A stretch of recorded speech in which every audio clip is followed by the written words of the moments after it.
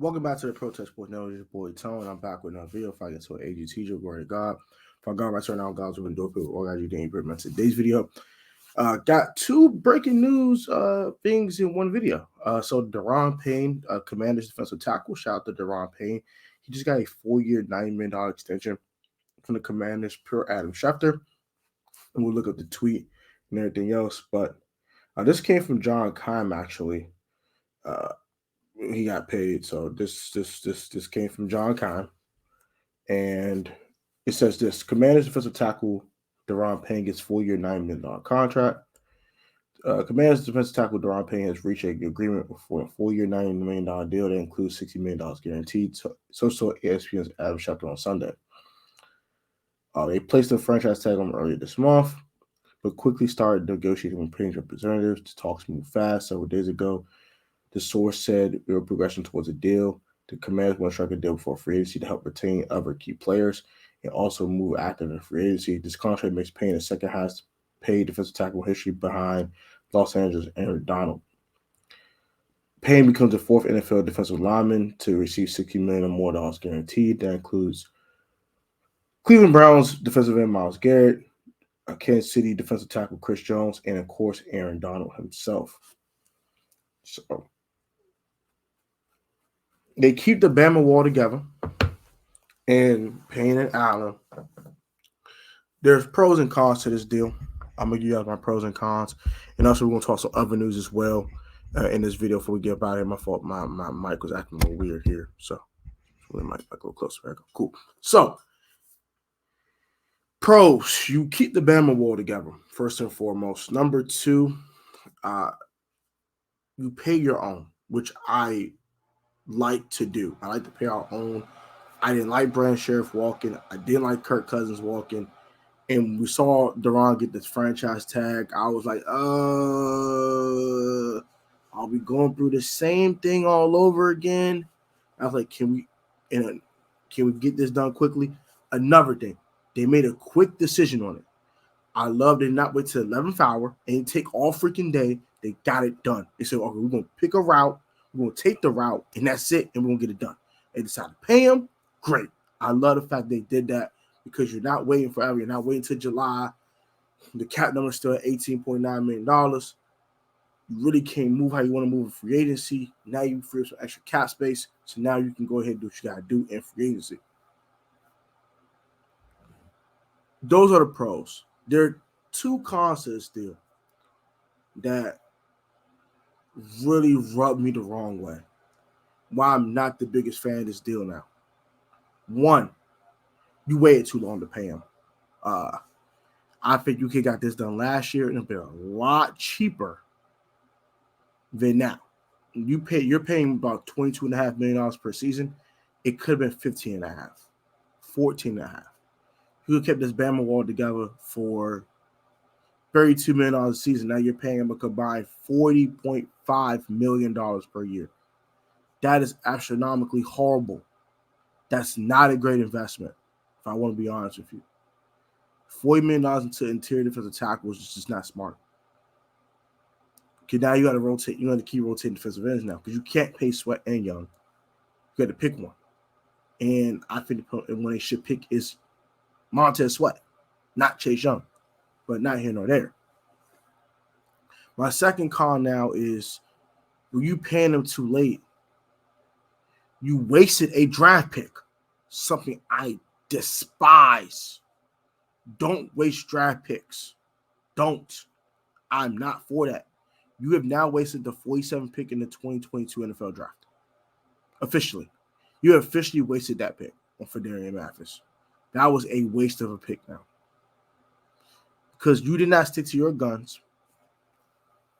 You said, we got his replacement in the building. Let's let him walk. Or let's move him. I'm all good paying your own. I'm all good with that. But once you draft his replacement, you stick to your guns. And my third con is he made that production on a contract year. Is he going to continue said production? Is he going to continue that? My answer to that is probably no. So Is he worth the contract extension? Is he worth getting paid? Yes. No problem with it. Did we overpay for DaRon Payne? Yes. I believe we did. He's getting Aaron Donald-like numbers. He's not Aaron Donald. This is an overpay. Severely overpay. But I understand you tagged him, so it starts at 19. So you didn't have once you tagged him, you didn't have a chance. You didn't have a choice but to overpay or trade him. And you decided to overpay. That's cool. I hope it's worth it, because if he's not getting Jonathan Allen numbers, it's not worth it. And even against John Allen numbers, you're getting paid more than John Allen. So is it really worth it? Probably not. Severe overpay here by the Commanders. I get you want to pay DaRon. I get you want to pay your own. This cannot cost us Cameron Curl. Now you have to get Cameron Curl done now. You cannot wait no more. Because now this cap is going to jump up next year. DaRon's, that is. So you have to pay. Have to pay Cameron Curl. There's not an if, ands, buts about it. Please hurry up and pay Cameron Curl. Please. For the love of football, please. If you're going to pay the Bama all cool, pay Curl. And pay Sweat. Those are the 4 guys on this defense that deserve some big money. Those 3 on the line and Curl. Everyone else is interchangeable. And I mean everyone else. That includes the corners. That includes the other safety position. That includes the linebackers. All of them are interchangeable. But you must pay those 4. Those are the 4 guys you must pay. You paid 2 of them. You got to pay the other 2. You paid Sweat and Young. I'm not Sweat and Young, but Payne and Allen. You have to pay Sweat and Curl. You pay those 4. I'm completely fine with anyone else on this defense being interchangeable. I don't care after that. You don't have to pay Derek Force. You don't have to pay Benjamin St. Juice. You don't have to pay Kendall Fuller next year. You can let him walk. I don't care. I don't care. I don't. But pay Montez Sweat and pay Cameron Curl in all as well. All right, let's get to the other set of news today. This is a shocker. Now, I ain't gonna lie, it's a shocker to me. I'm completely baffled. I'm completely shocked. But Jalen Ramsey, no, I'm not surprised he got traded. Jalen Ramsey's gotten traded to the Miami Dolphins. I'm surprised about the destination, and I'm surprised about the compensation. I'm expecting the team to get the team to fetch a 1. They get 2 1s to get this dude. You tell me it was a 3rd round pick and Hunter Long. So it's a 3rd round pick and Hunter Long getting sent to the Rams for Jalen Ramsey.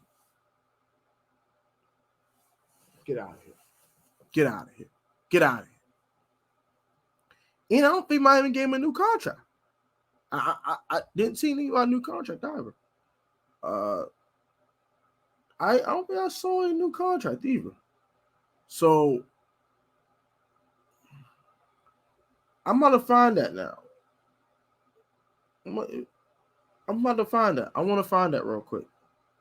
Now I'm intrigued because I don't think he got a new contract. So they talked to trade. Yeah, no.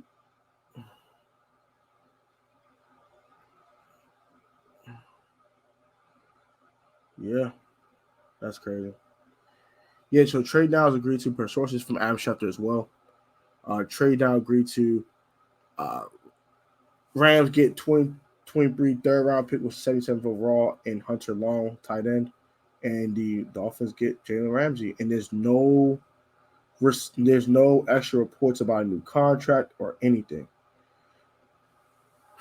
So Dolphins are going all in, bro. They traded a 1st round pick for Bradley Chubb this past season during the trade deadline, and now they acquired Jalen Ramsey. They have a new DC.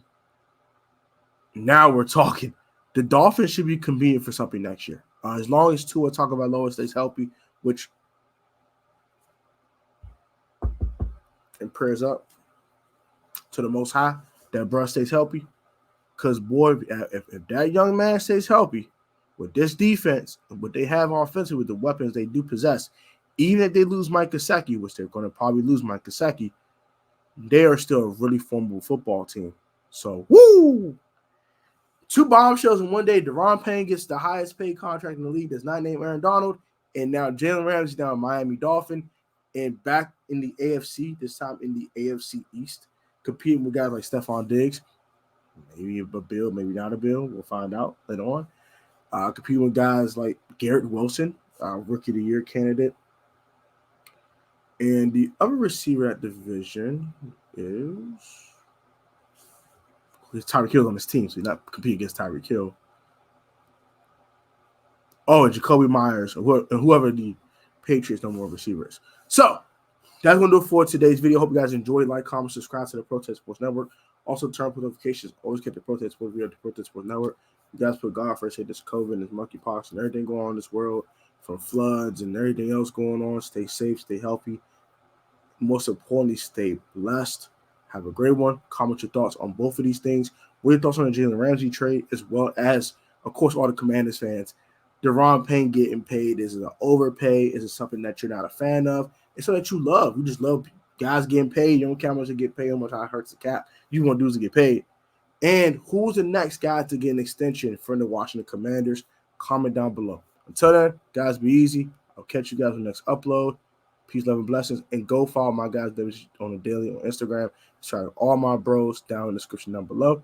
And I'll catch y'all next upload. Peace, love, and blessings to all y'all, man. Love y'all, gang. One mission. Win football games. Commander Tone signing out. For now.